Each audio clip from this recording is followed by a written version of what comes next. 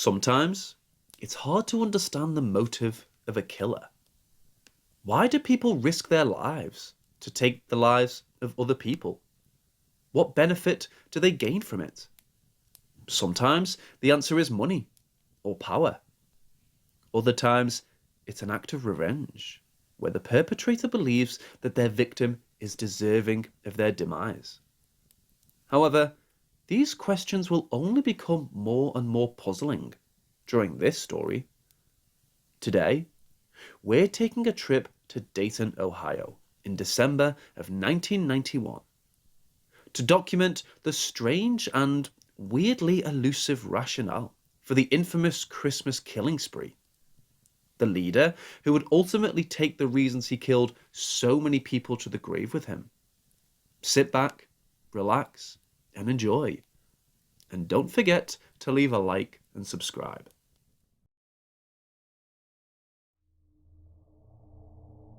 On December 24th, 1991, an 18-year-old woman named Denita Gullett was calling her mother on a payphone at 517 Neal Avenue.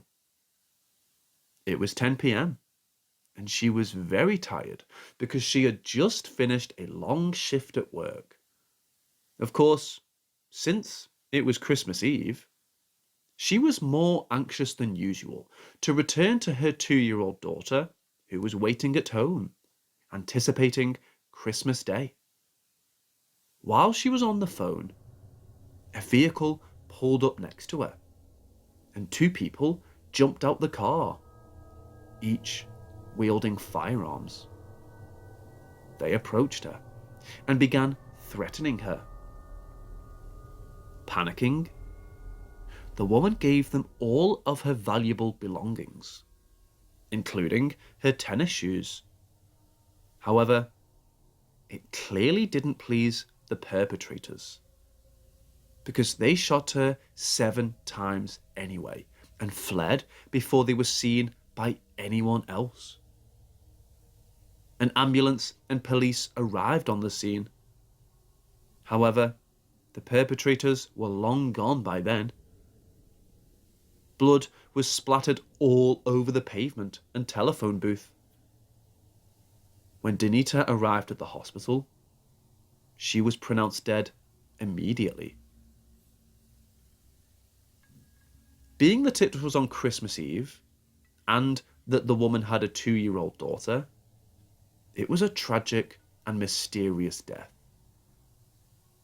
It was even more compelling because Denita had a lot of close family members and friends, but no known enemies. Only a couple hours after the police broke the tragic news to her family, on the morning of December 25th, another shooting would occur. 29-year-old Jeffrey Wright was walking outside a residential area when 4 people approached him in a vehicle. This time, the perpetrators weren't looking to steal anything from Jeffrey. They simply approached him and shot him multiple times in the stomach and left. Miraculously, he survived and was taken to the local hospital. There was still no profile on the suspects. All Wright could make out was that one of the perpetrators said, "We should go to the hospital and finish him off after." Although it was strange that 2 similar, seemingly spontaneous drive-bys happened within a short time period, the police still didn't suspect that the crimes were linked.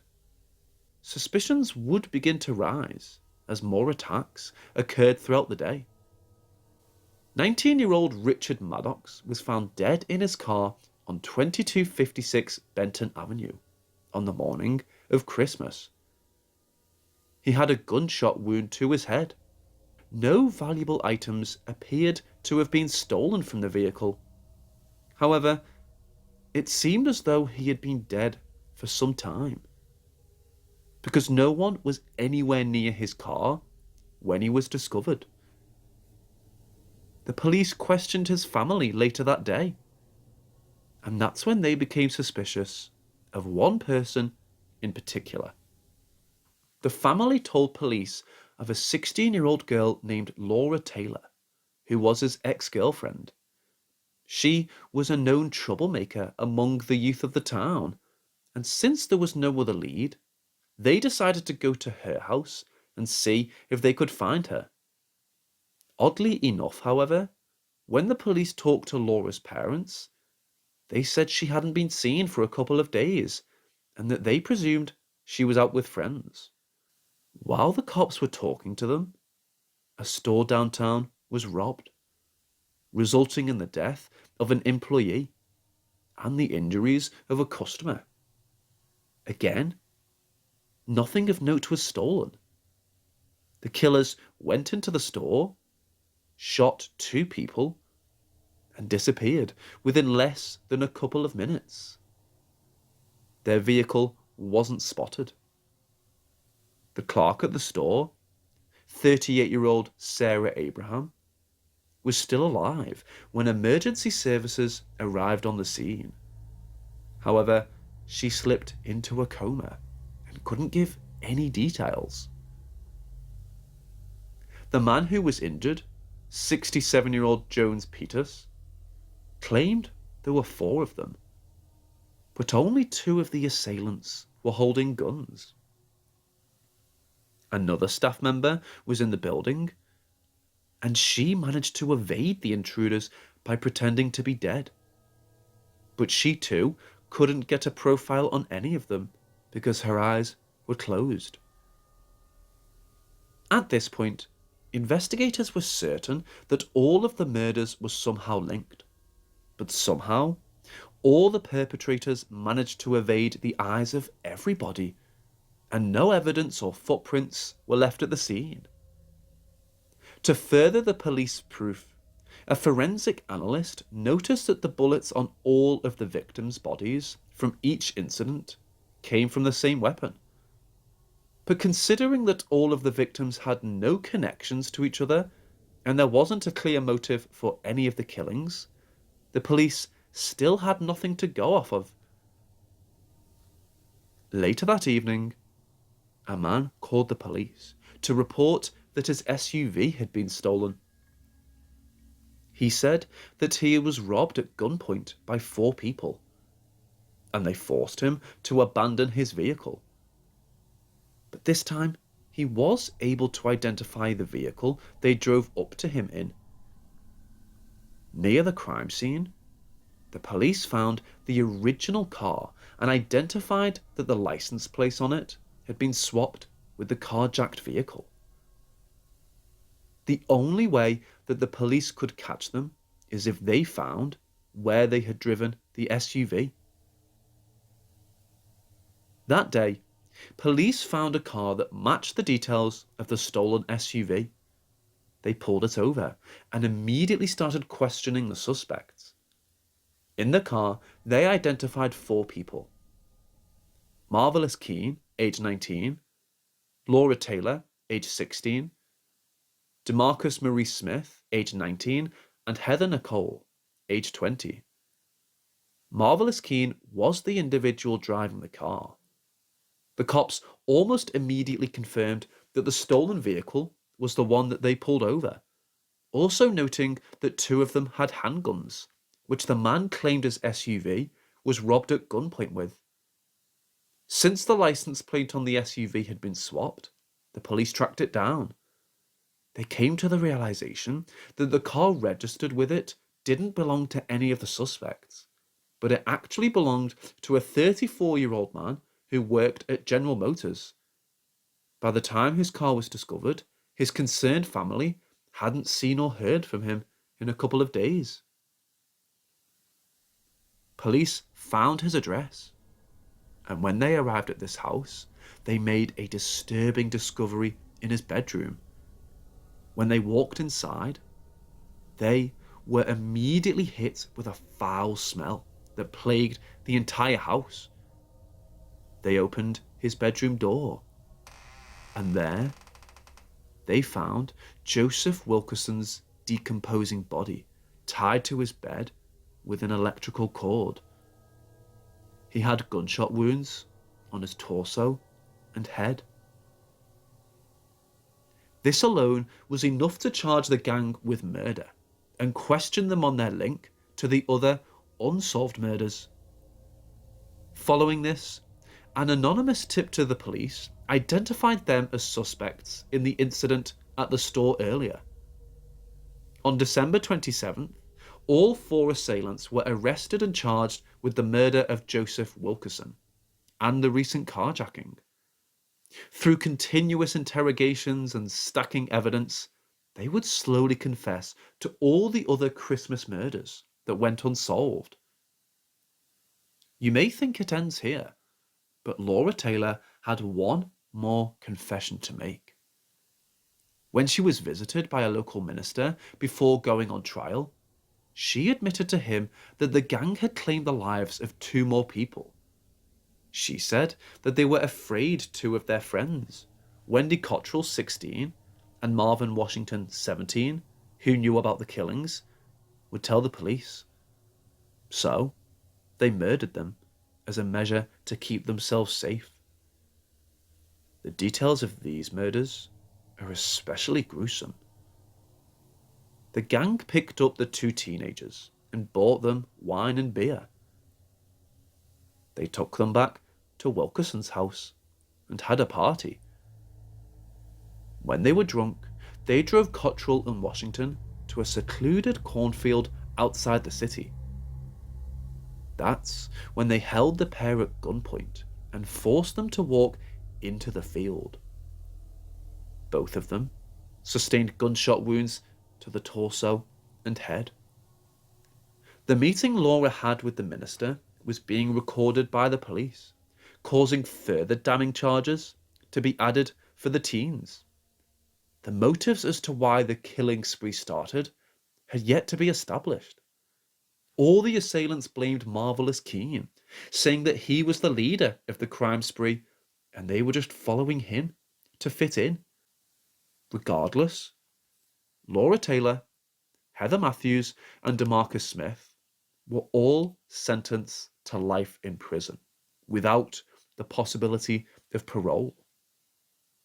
And with further evidence proving that Marvellous Keene was the ultimate leader in the killing spree, he was given the death penalty. However, even after the sentencing, there was still a failure for police and media to establish a motive, which is always something that's important for the politics of such crimes, as well as closure. Keene's apathy and total lack of remorse to not only the crimes he had committed, but his sentence of death, are one of the most peculiar and odd things I have ever seen. He never fought for his life or showed any care of his death sentence, nor did he ever give a reason as to why the Christmas killings happened, which is an important piece of this story. Denita Gullett's sister, Rhonda Gullett, sent a letter to Marvellous Keene while he was on death row, asking him why he killed her sister. He returned it to her without a response. Why would you hurt my sister? Why would you hurt the other people when you already lost someone? My letter was returned back to me unopened. She never got an answer. And so, July 21st, 2009, was the date set for Keene's execution. For his last meal, he had a massive feast. He ordered a porterhouse steak with A1 sauce, a pound of jumbo fried shrimp with a cocktail sauce, French fries and onion rings with ketchup, dinner rolls and butter, 2 plums, a mango, a pound of seedless white grapes, German chocolate cake, 2 bottles of Pepsi, and 2 bottles of A&W cream soda. He ate his last meal at 4 p.m. on July 20th. And the next day, at 10 a.m., he was executed. Tonight, Dayton's Christmas killer, Marvallous Keene, is eating his last meal. Corrections officials say he's dining on steak, shrimp, fried onions, and chocolate cake in a cell in Lucasville, not far from where he'll be Tuesday morning. Keene's three-day murder spree in 1992 left 5 people dead. Relatives of his victims say he's never showed any remorse for the killings. In 1993, then 20-year-old Marvallous Keene was being taken to prison after being convicted of murdering 5 people. Any remorse, Marvellous? Any remorse? Are you sorry? Are you scared to go to the big house now? Are you scared at all? During the sentencing phase of his trial, Keene and his mother took the stand. I know he has to be punished, but I ask you, I beg of you, don't take his life. I never meant for nothing like this to ever happen. At the time, family members of the victims weren't swayed by Keene's emotional display. Even 16 years later, during Keene's clemency hearing in June, Rhonda Gillette told the parole board about a letter she wrote to Keene in prison. I wanted to know why. Why would you hurt my sister? Why would you hurt the other people when you already lost someone? My letter was returned back to me. When he was asked for his last words, he said, "I have nothing to say." Although his last meal and last words may seem insignificant in the grand scheme of things, it proves who he and his gang of friends were as people. There was no good reason for the killing spree. He had no hatred, no one to get revenge on, and no desire to take anything significant from the people that were killed, other than the fact that a couple of the victims were some of the gang members' exes. But at the same time, it almost seemed like he didn't care when he got caught. He never fought his execution and never apologized. Marvellous Keene was entirely self-absorbed. He killed people for fun. And his last meal and last words prove this. Him and his gang were psychopaths that were let loose in the worst way possible and at the worst time. We will never know the true motivations for these crimes. They were taken to the grave, along with the lives of people who didn't deserve to be killed. Almost all of the most infamous serial killers throughout history have had some sort of reason or cause or motivating factor to commit their crimes. However, Marvellous Keene and his posse didn't. This story shows what happens when the worst people in society don't have any restraint to stop them from becoming more and more depraved. And sometimes it can go way too far. There's going to be more episodes like this in January that go more in depth about the events and motivations that led mass killers to commit their crimes. So if you enjoyed it, do subscribe for that. Have a good night.